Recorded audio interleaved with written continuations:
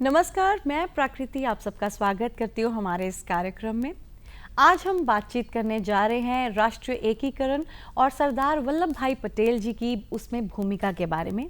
और इस पे बातचीत करने के लिए आज हमारे बीच मौजूद हैं डॉक्टर बाला लखेंद्र जी। आप एसोसिएट प्रोफेसर हैं पत्रकारिता एवं जन संप्रेषण विभाग बनारस हिंदू यूनिवर्सिटी के, और आप नेशनल सर्विसेज स्कीम एनएसएस के भी कार्यक्रम निदेशक हैं बनारस हिंदू यूनिवर्सिटी से।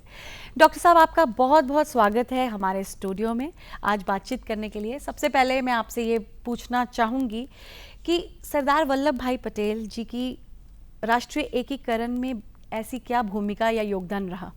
बहुत बहुत धन्यवाद प्रकृति जी।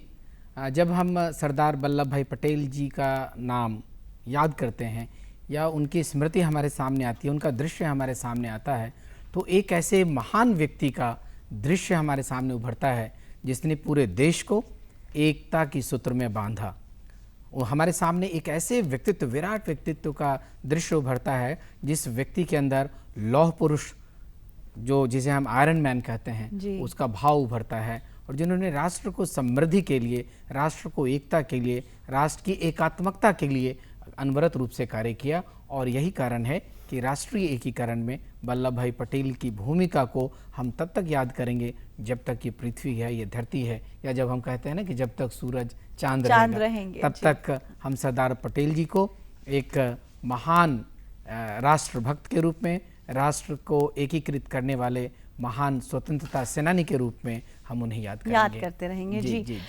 डॉक्टर साहब, सरदार वल्लभ भाई पटेल जी को लौह पुरुष भी कहा जाता है, ऐसा क्यों?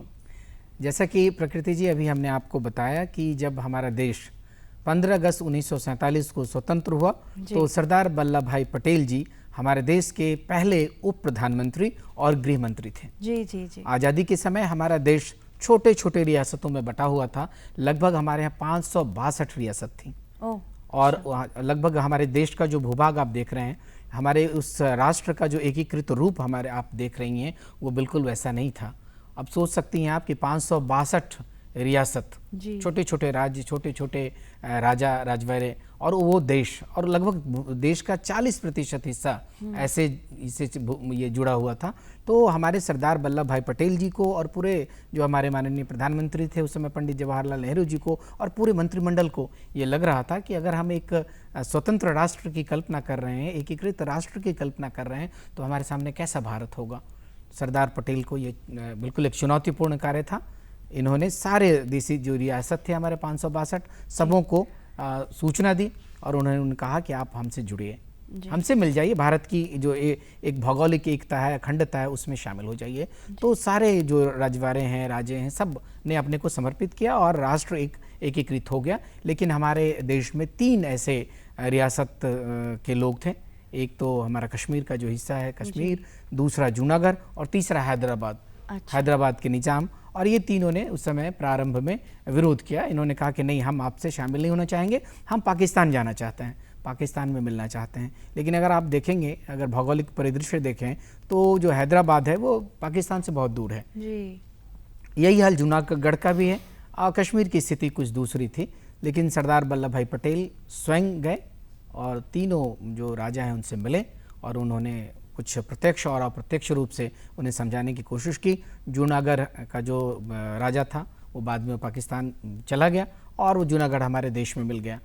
वही कश्मीर की स्थिति रही। कश्मीर भी हमारे देश का अभिन्न हिस्सा है आज भी और कल भी रहेगा। और यहाँ जब बात हुई हैदराबाद निज़ाम की, तो वो आनाकानी कर रहे थे, वो मिलना नहीं चाह रहे थे, तो उन पर सैनिकों के साथ उन पर आक्रमण हुआ। लेकिन 3 दिनों के अंदर ही निज़ाम ने सरेंडर किया और आज जो देश आप देख रही हैं सामने, जो एक सुंदर देश है, एकीकृत राष्ट्र है जिसे हम भारत कहते हैं, भारत राष्ट्र, उसको एक बनाने में सरदार पटेल की जो भूमिका है और जिस दृढ़ निश्चय के साथ, जिस आत्मविश्वास के साथ, जिस एकात्मकता के साथ उन्होंने कार्य किया, वो सचमुच काबिल तारीफ है। और इन्हीं कारणों से उन्हें लौह पुरुष की उपाधि दी जाती है, आयरन मैन कहा जाता है। जी। बहुत ही खूबसूरत ऐतिहासिक जानकारी आपने दी है और इससे ये समझ में आ रहा है कि किस प्रकार का व्यक्तित्व उनका रहा होगा। जी, मैं आपसे ये जानना चाहूँगी उनकी शिक्षा दीक्षा के बारे में, और उनकी शिक्षा दीक्षा का क्या महत्व उनके जीवन में रहा? सरदार पटेल जी बहुत ही सामान्य परिवार से थे। उनके पिताजी किसान थे और सरदार वल्लभ भाई पटेल के 3 भाई थे और सरदार वल्लभ भाई पटेल सबसे छोटे थे। लेकिन चूंकि पारिवारिक स्थिति ऐसी थी नहीं और यहाँ तक कि उनके घर में पुस्तकों की भी कमी थी, तो बड़े भाइयों के द्वारा जो छोड़ी गई किताबें थी यानी पढ़ी हुई किताबें थी उसको पढ़कर उन्होंने अध्यापन किया। प्राथमिक शिक्षा उनकी ऐसी ही हुई। बीच में थोड़ी माध्यमिक शिक्षा भी उन्होंने अपने स्वाध्याय से ही पूरा किया। महाविद्यालय जाना, क्योंकि आप परिवार उनका उस स्थिति में नहीं था, तो उन्होंने पूरी पढ़ाई लगभग स्वाध्याय से ही की और बाद में लगा उन्हें कि नहीं अब हमें कुछ आगे की पढ़ाई करनी है, तो वो बैरिस्ट्री की पढ़ाई करने के लिए लंदन गए। तो जो बैरिस्ट्री की पढ़ाई उन्होंने लंदन से की, लेकिन बाकी की जो शिक्षा दीक्षा है सरदार वल्लभ भाई पटेल जी की, वो शिक्षा दीक्षा उन्होंने अपने स्वाध्याय से पूरा की, यानी कि स्नातक या जो भी पढ़ाई की। तो वो लेकिन वो बहुत ही मेधावी छात्र थे।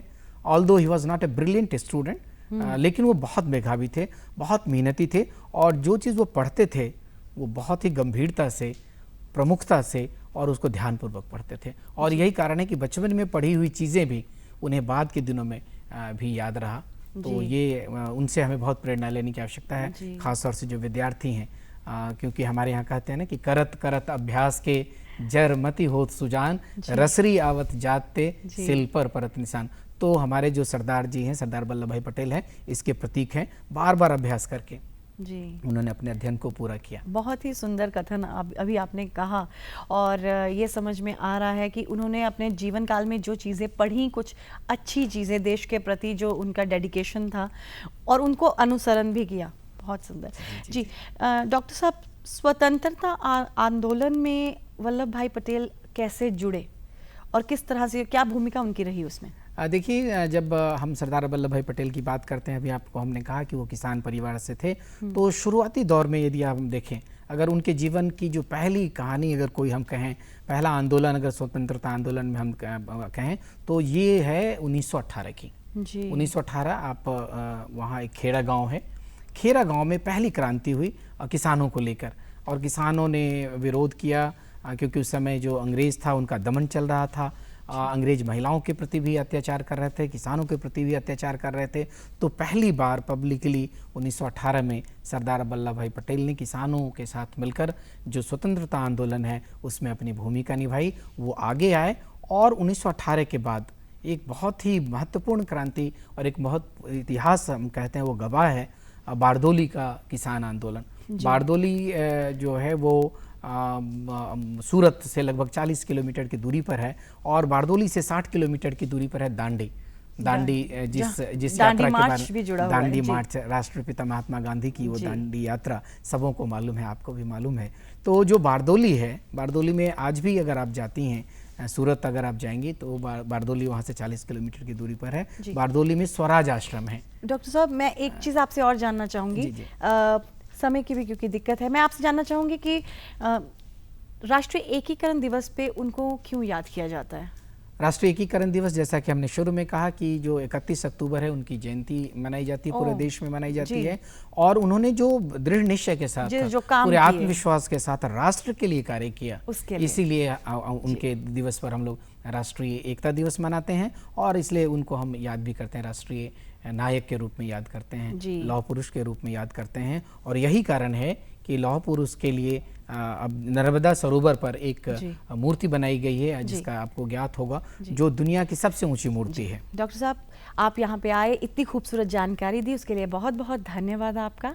और आप सबसे कहना चाहूँगी, स्वस्थ रहें, खुश रहें। बहुत बहुत धन्यवाद।